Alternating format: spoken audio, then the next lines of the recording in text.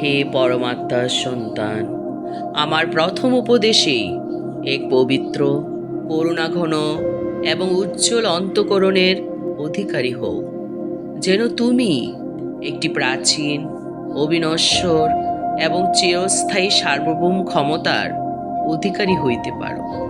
হে পরমাত্মার সন্তান, আমার প্রথম উপদেশেই এক পবিত্র, করুণাঘন এবং উজ্জ্বল অন্তঃকরণের অধিকারী হও, যেন তুমি একটি প্রাচীন, অবিনশ্বর এবং চিরস্থায়ী সার্বভৌম ক্ষমতার অধিকারী হইতে পারো।